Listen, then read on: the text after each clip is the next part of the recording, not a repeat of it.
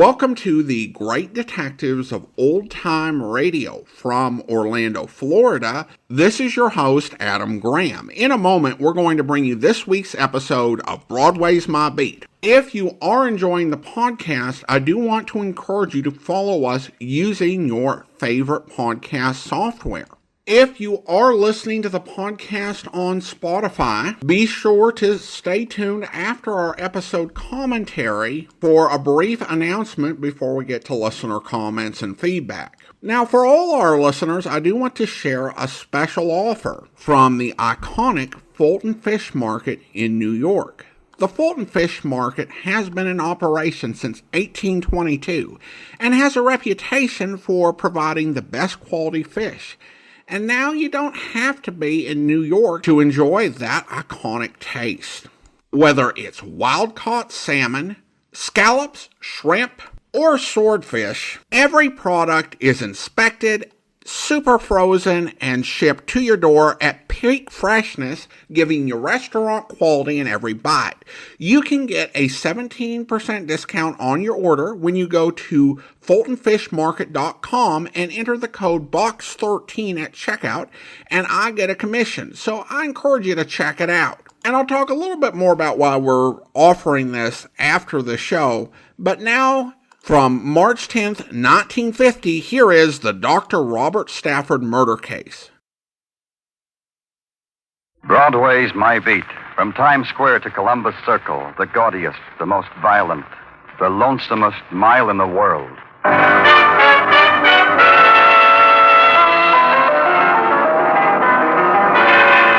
Broadway's My Beat, with Larry Thor as Detective Danny Clover.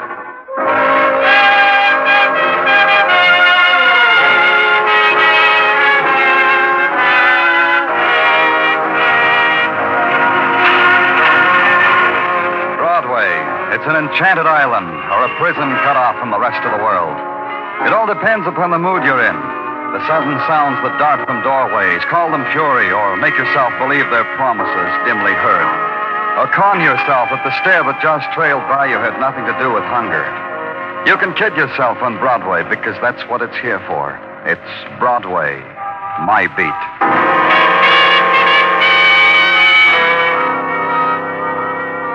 To a policeman, a telephone is an instrument of mayhem. It carries the after images of violent death with the speed of sound. The telephone told me there'd been a murder. It told me just now. It told me where. It told me to climb 6 flights of steps at the Ramsey Apartments, and I'd find death waiting for me in an elevator near the head of the stairs. Right over here, Danny. Hi, Muggavan. In here, in the elevator. There he is, Danny, on the floor. Who is he? No identification. Person unknown, shot to death by person unknown. Whereabouts of the shooting is a moot point. This man's too well dressed to go around without a wallet or some kind of identification. Maybe he was heisted. Who are you? Elevator man. Yeah, Danny, he runs the elevator. He called in the precinct. I got the call. Maybe the guy's wallet was heisted. Robbery, huh? With a deadly weapon. You? Funny man. What's your name, elevator man? Eddie Amboy, 1212 East 54. You walk up 2, turn right, turn left, then walk up a half till there's nothing but a door. Eddie Amboy, my place. Okay, Eddie. Tell me about it. About what? Book him, Muggavan. I'm tired. Oh, about the guy here? I already did that. Ask this Muggavan here. I did the story to him. Mr. Clover's tired. Do the story again. Yeah, I am. The guy pushes a buzz on the first floor. Where were you? In the sub-basement. Little thing's wrong with this elevator. I was fixing it. I'm conscientious. Go ahead. The guy buzzes, I bring the car up, I open the door. This guy gets in. He's holding his tummy like it aches him. He says, 6th floor, please. I close the door. I turn the handle. We ride. Now comes the 6th floor. We stop. I open the door. I look around. The guy's on the floor, dead. Tummy ache turns out to be caused by bullet. The story he told you, Muggavan? Same. If it gets too complicated, I'll be glad to do it again. Start all over from the sub-basement. You did good. Thanks. Can I have my elevator back now? It's not yours anymore, kid. When a man gets murdered on an elevator, the elevator suddenly belongs to the world. A man's dying takes many shapes, occurs in many places. It's rare that he has a choice. But the unknown, unnamed man whose face was now gaunt against the pressure of his cheekbones whose eyes held no reflection of the light shining into them, seemed to have made one. He chose not to die in the street, but to crawl within the metal walls of an elevator, and the plain, the prosaic words, the dying words on his lips, he must have chosen too. Because for him they had meaning. It was my job to find out their meaning.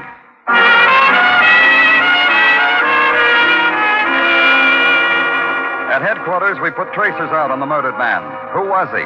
If we knew that, maybe we'd know why he had to die.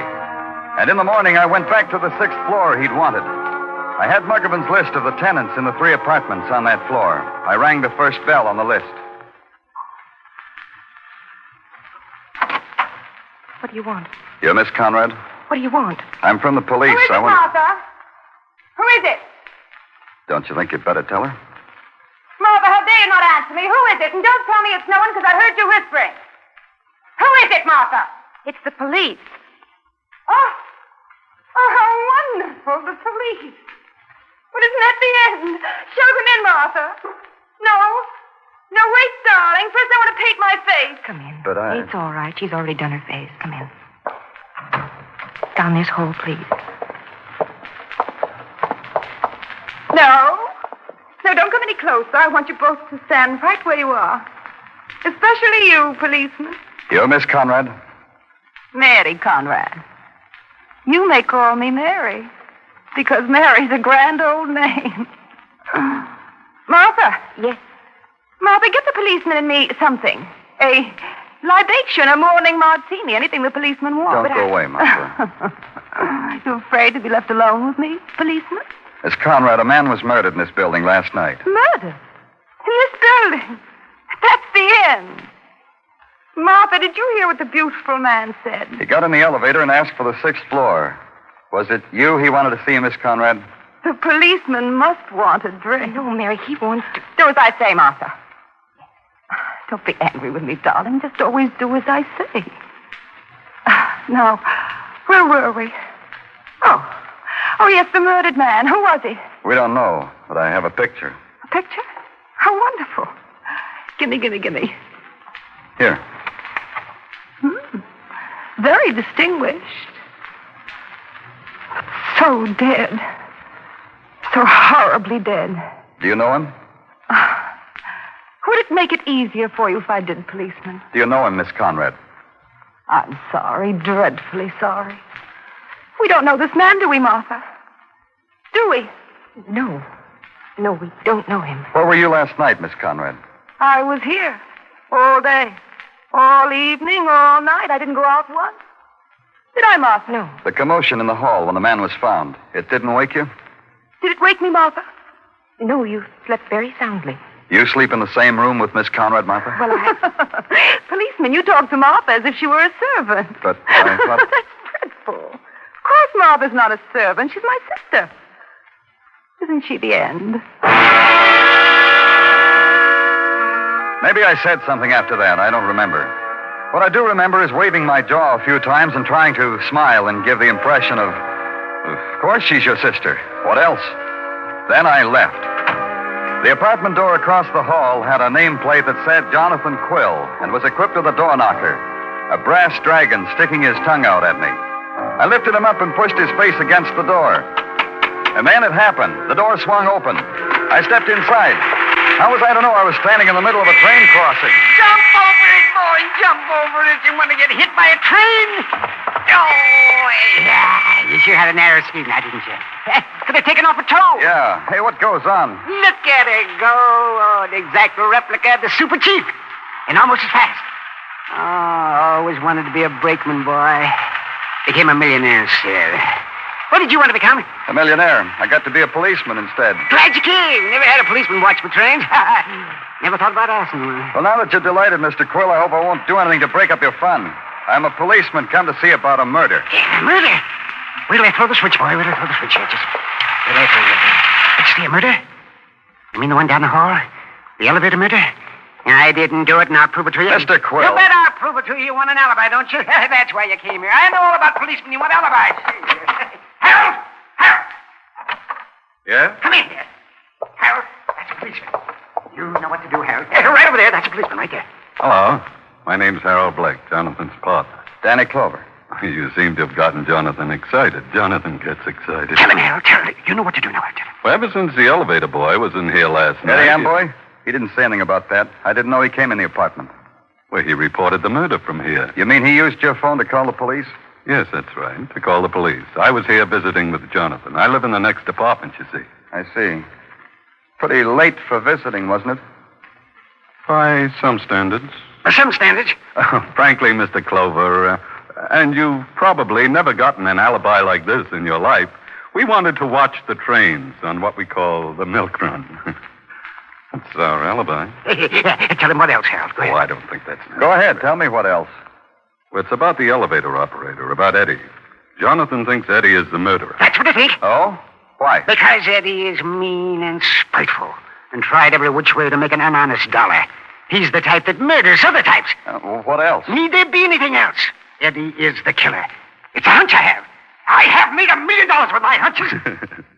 You see how it is, Mr. Clover. No, I don't see. But I'm going to try. Where there's peace, gentlemen, and quiet.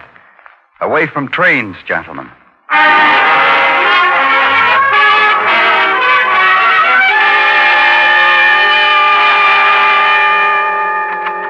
Hey, Danny, you in the mood for heap big powwow? Huh? Say that again, Tartaglia. Powwow, that's Indian talk, a throwback. Try me once more, Tartaglia. Well, a throwback to last night. Every night I play Cowboys and Indians with Mrs. Tartaglia and my 6 boys. Yeah, and I am always an Indian. Hey, you should see my teepee, Danny. Surplus army blanket. There must be a string of beads around here somewhere, Tartaglia. Go play someplace else. Danny, please, be serious. We got work to do. Oh. Well, who makes medicine first, you or me? Huh? Oh, me, Danny, me. Now, this is a very grave matter. The technical boys say the signal system on the elevator where deceased unknown was found murdered. You follow me? Mm-hmm. They say said signal system was disconnected when they went over it. So? So, what makes the mystery into a big pile is that somewhere there is a discrepancy. Like what? Like a discrepancy in time. Detective Muggavan received the murder call at his precinct at 2:55 in the a.m. He noted it down. So? So, Dr. Sinsky says, after examination of said unknown deceased, that said unknown deceased was deceased for at least 2 hours when found, which would place the time of his murder, considering the here and there of police routine, at about 1 in the morning, not at 2:55 as was called in by the elevator operator. Now, this means the boy cut off the signal system. He should not be disturbed. Danny, I ain't finished. I can never get a word out edgewise. Danny!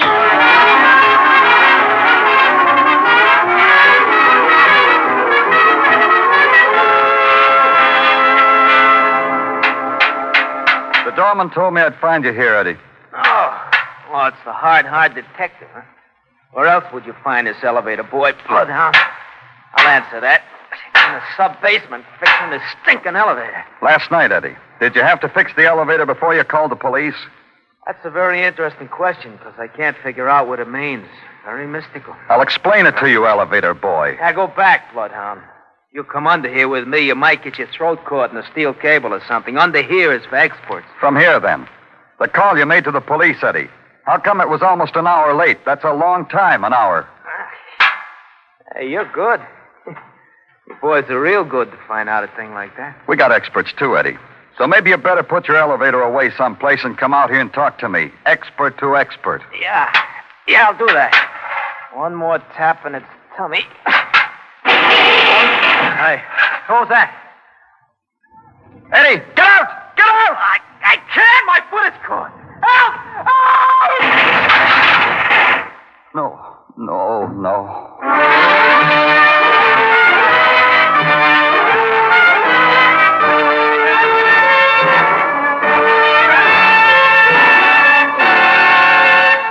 You are listening to Broadway's My Beat, written by Morton Fine and David Friedkin, and starring Larry Thor as Detective Danny Clover.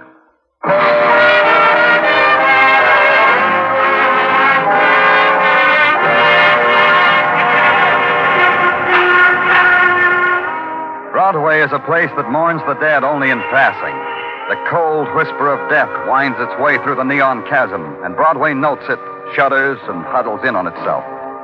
To the murder of an anonymous man in an elevator, to the crushing out of another man's life by that same elevator, Broadway reacted true to form.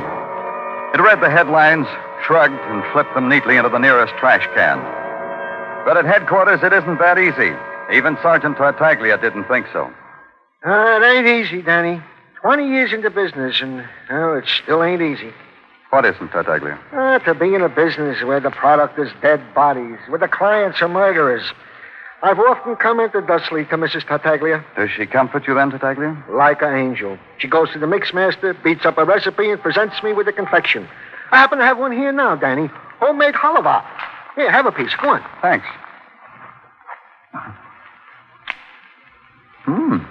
Good.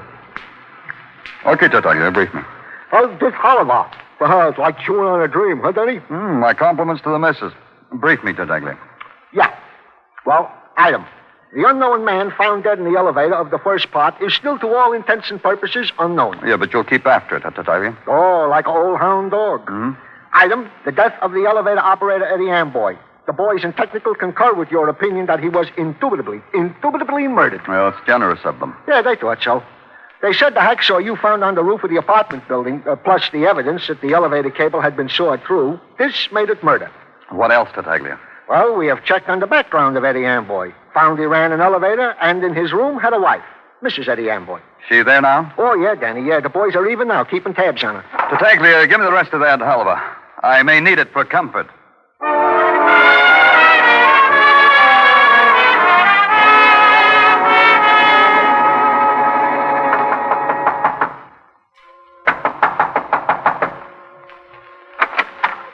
Yeah? Mrs. Amboy? Who are you? I'm from the police, Danny Clover. Well? May I come in? You're from the police. You want to see me about what? About Eddie, about your husband. He's dead. You're late. You should have come months ago. Eddie's dead. Last night he got married to an elevator. Eddie was murdered, Mrs. Amboy. Who'd want to take the trouble? Oh, come on in. Sit over there if you want to. Thanks. You said I should have come months ago. Why? Could have arrested him. Could have had him sentenced for every little petty crime he committed. I added it up one night. Come to 157 years. That way, huh? This way, Mr. Clover. I could have visited him in jail, brought him pineapple upside-down cake. He liked pineapple upside-down cake. It's a dream I had.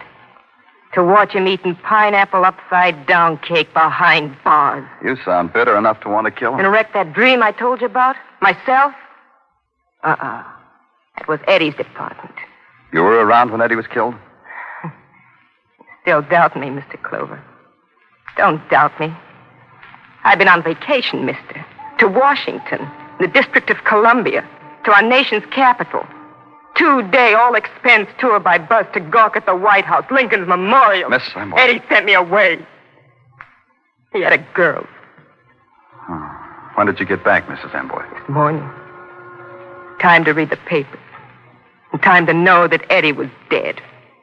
Time to come back here and sniff perfume I never had.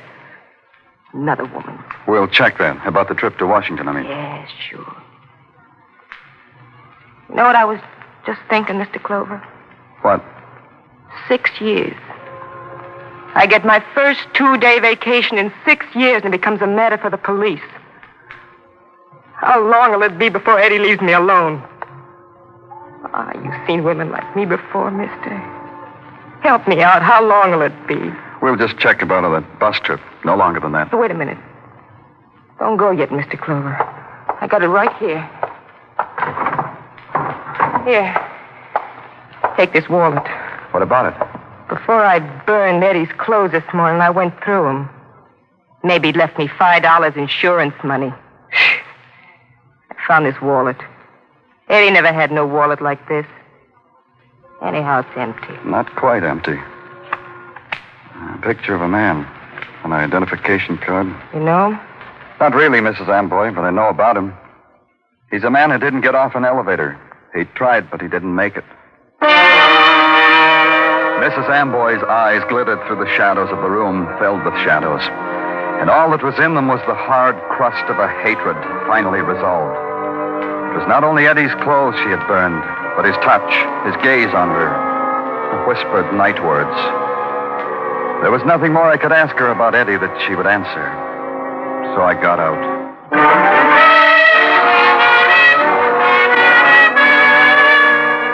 The picture, the identification card, and the wallet she gave me belonged to the man who had been murdered and found in the elevator. Now I knew who he was, but I needed more than that.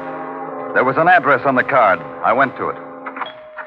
Oh, well, I'm afraid you'll have to come back some other time, sir.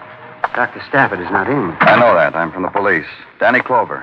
And you? The attendant. I helped Dr. Stafford. We have a small hospital here. Only Dr. Stafford and myself. Police? Yes. I want to... Well, I'm afraid you'll have to take up whatever it is you want with Dr. Stafford. I'm not in a position... What is it you want, Mr. Clover? Something like this. How is it you don't seem to know that Dr. Robert Stafford is Well, dead? he often takes trips away from here for 2 or 3 days at a time. I never could... Dead? Murdered. That's impossible. Well, he was so hale and hearty when he left here. He was so... Murdered. I knew it would happen someday. I knew it, and I told him so many times. Why? Why did you tell him that? Because of the nature of his profession.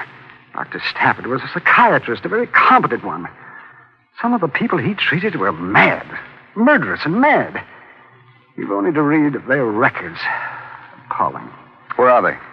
What? The records. Where are they? Oh, in his office in there. But you've no right. You've no right. Those are Dr. Stafford's. Please, Mr. Clover. These papers here on the desk?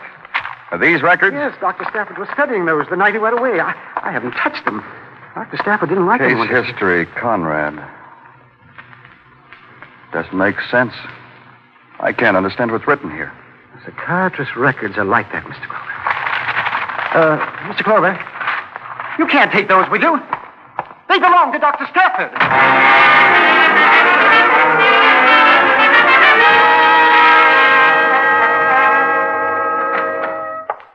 Welcome, Danny. Welcome to the office that Freud built with the taxpayers' money, Danny. Dr. French, how are you? All right, Danny, all right. Well, what brings you to the city psychiatrist? Problem? Oh, a problem. Off the record? On it, Doctor. I've got a file here. It's filled with words and parts of words that I don't understand. A file about a sick woman. Illness requires a special language, Danny. Here, let me take a look. Here. Anything, Doctor? Gently, Danny, gently. This is quite a history. Sum it up for me, Doctor. Tell me so I can understand. Can the lay mind understand insanity? For the woman named Conrad, it says here that she's insane. How insane? The insanity of the headlines, Danny. The sensational insanity. The woman named Conrad is a homicidal maniac. Yeah. This woman needs attention. According to these notes, she was going to be committed. I know, but which one? I don't understand. Which one, Doctor? Which Conrad? Martha or Mary? Which is a homicidal maniac? Which?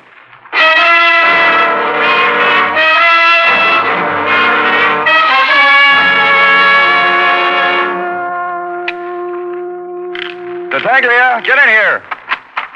Yeah, Danny, yeah. I was just in the... Hey, what are you doing with your gun, Danny? The old ammunition don't please you? Something like that. Tartaglia, I've got a thing for you to do. Always a pleasure, Danny. Tell the boys in the press room we've captured a homicidal maniac. Oh, that's nice. Huh? Hey, where, Danny? Where is he? A woman, Tartaglia. A mad woman named Conrad.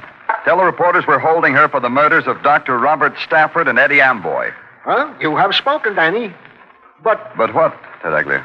Well, me, a policeman. It makes me ashamed to confess it, but I don't know what's going on in the police department. Oh, I'll whisper it in your ear, then you'll know. Eddie Amboy. He was the key, Tartaglia. The key to what, Danny? To the murder of Dr. Robert Stafford, to his own. Because he saw the Conrad woman kill Stafford, then blackmailed her in his own special way. Eddie had special ways. Well, if I could only understand it, it would explain something. Well, it explains Eddie's delay in calling the police. He had to fix it up with the murderer, Tartaglia. It took him an hour. When he finally convinced her, he called us. He didn't know he was playing games with a mad woman. Oh, and this Conrad was the woman who sawed through the cable and thereby dropped an elevator on him? Yeah. Hey, but wait a minute, Danny. There are two Conrads, Mary and Martha. Now, don't play hard with my emotions, Danny. Which one was it, Mary or Martha? How would I know? Another thing, Tartaglia. One of the Conrad sisters is in her apartment now. I checked. Tell Muggavan not to let the other sister get to her. Under no circumstances is one sister to contact the other. You got that? Got it, Danny. Yeah, one more thing. If anyone wants me, anyone, they can reach me at home. Is it all clear now, Tartaglia?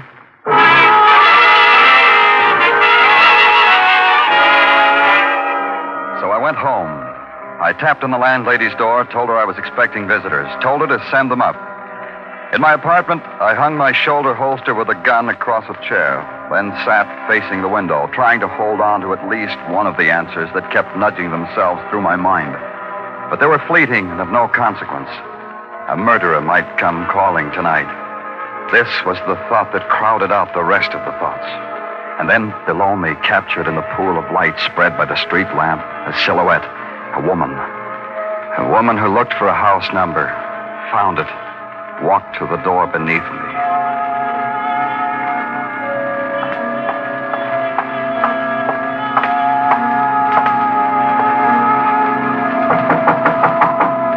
Found me.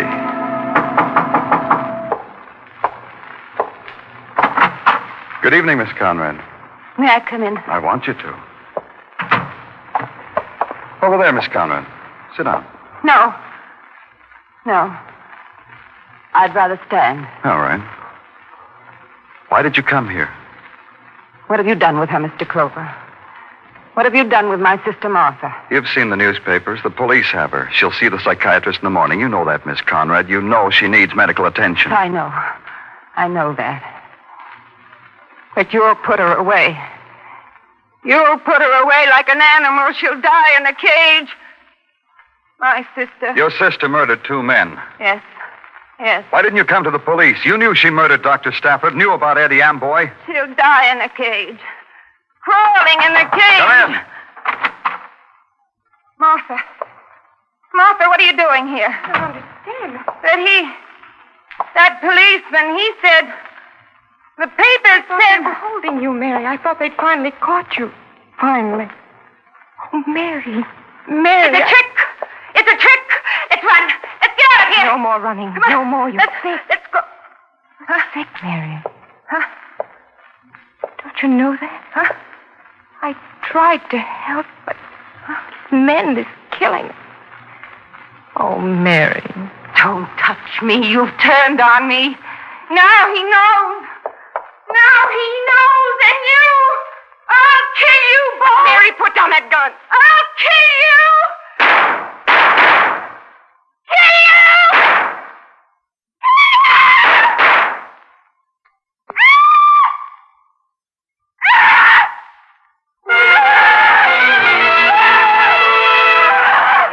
The smoke from the gun curled up and mixed with her hair, and behind the smoke, her face, fury disintegrating, dissolving into disbelief. She stood there, her body taut, her mind clutching for one fleeting instant of sanity that it was through, over, done with. The simple recognition that the gun had been harmlessly loaded. Then she rejected everything.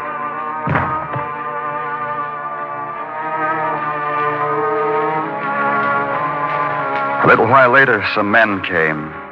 Men who knew about these things. They picked her up and carried her away.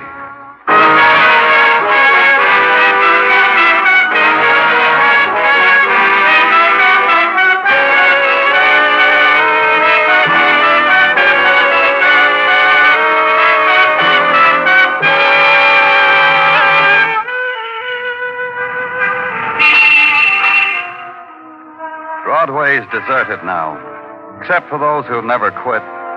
Those who wear peepholes for eyes, the dream walkers, the people who want to laugh. They search behind doorways, in alleys, through shuttered windows. And they never go home, because they can't. It's Broadway, the gaudiest, the most violent, the lonesomest mile in the world. Broadway, my beat.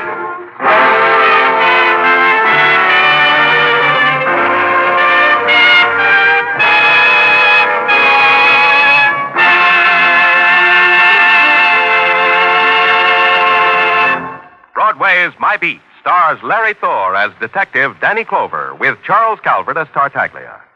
The program was produced and directed by Elliott Lewis. The musical score was composed and conducted by Alexander Courage.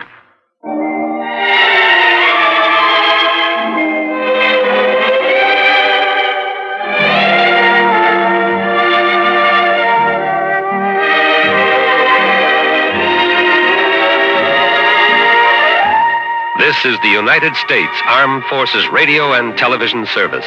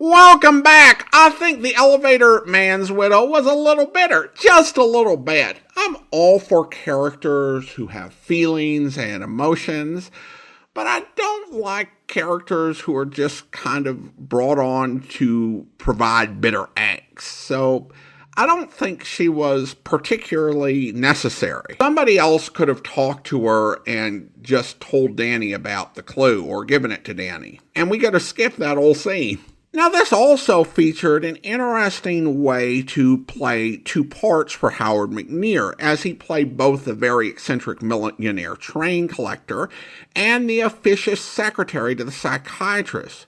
More often, when it comes to double, you'll have actors have their voice higher or lower, or give their voices different accents or different class distinctions. Here, McNear just uses personality to create a separate character who's very different than the one he played before. Now, as we were talking about at the top of the podcast, for those of you who use Spotify, Detective Video Theater is now on Spotify. And this, of course, is the video companion to this podcast, which features public domain television detective shows and movies.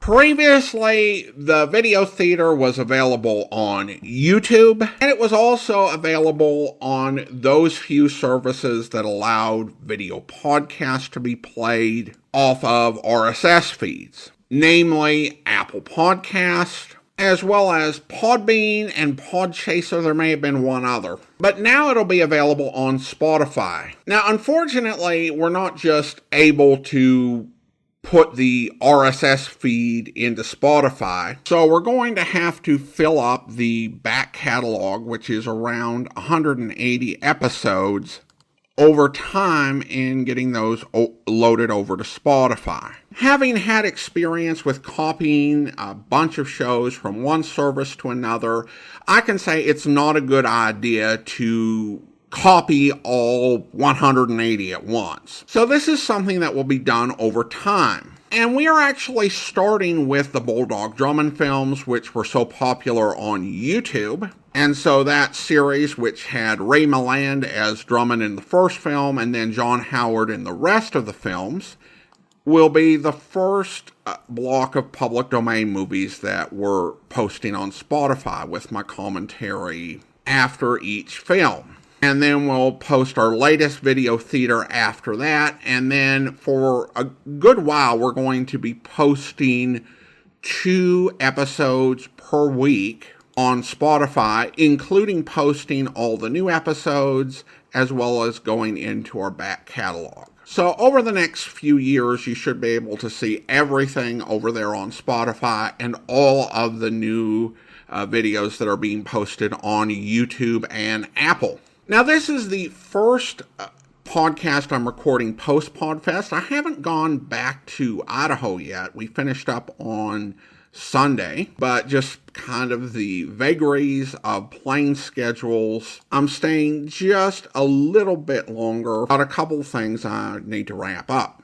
I had a really good time at PodFest. I picked up some interesting ideas, met some great people, had a conversation or two about collaborations, and have a lot to think about after this whole conference. And I appreciate PodFest and the whole Pod fam and the work they did to make this happen. So if you are a podcaster or you're interested in being a content creator, I heartily recommend the PodFest Expo. And they actually have a series of one-day events that they did last year, and eventually they're going to get scheduled for this year, called Pod Tour.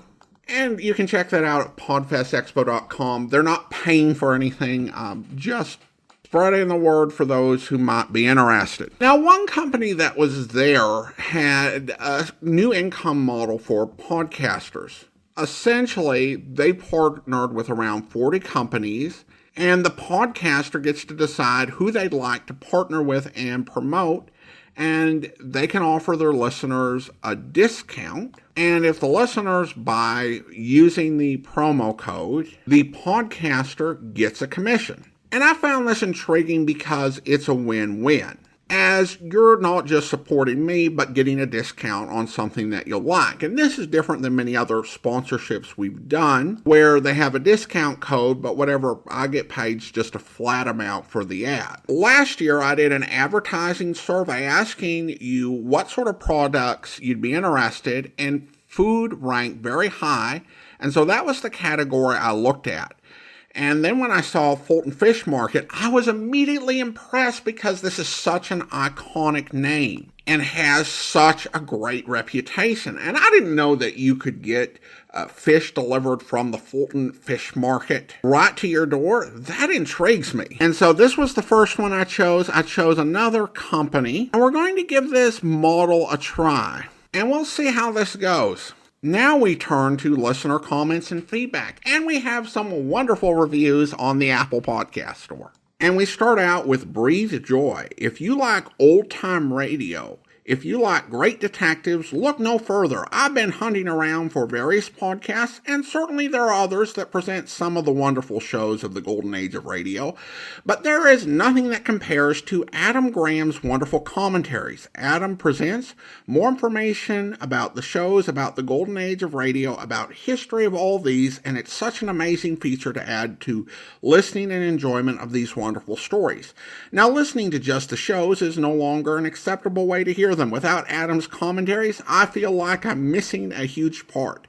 Thank you so much, Adam, for all that you bring to your listeners. I appreciate your kind review, and I will say that it kind of goes both ways in terms of the commentary. It's actually a little odd for me listening to audio dramas that I'm not going to give a commentary on. It's just what I'm used to doing. Sometimes I have to say to myself, okay, this is a copyrighted audio drama from Big Finish. You're not going to do a commentary on it. Or even some of the other audio dramas I play or various programs, I just imagine sharing with you and talking to you guys about them. And this one's from Swin and Jogan. I hope I pronounced that right.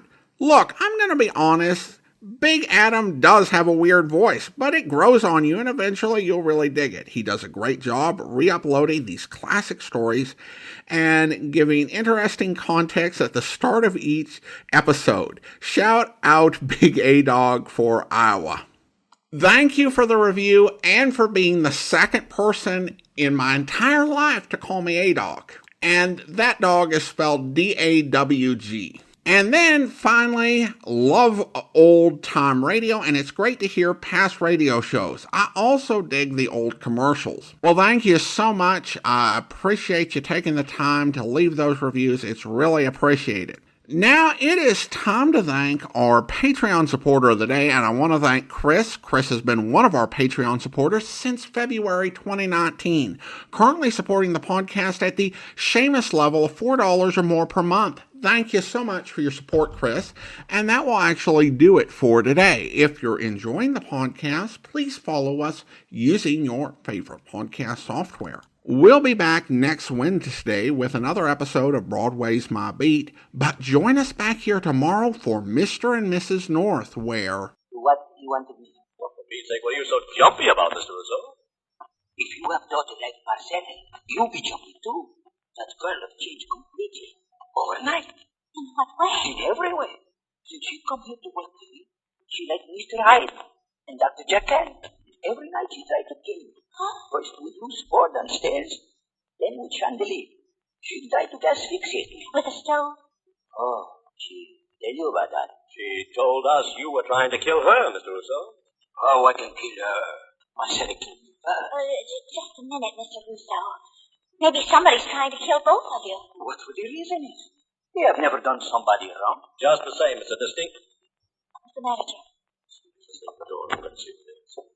As I said, Mr. Rousseau, there's a distinct possibility that someone's out to kill you both, and that someone may... Oh, well, Marcella, come right in. You can hear much better inside. I hope you'll be with us then. In the meantime, send your comments to box13@greatdetectives.net.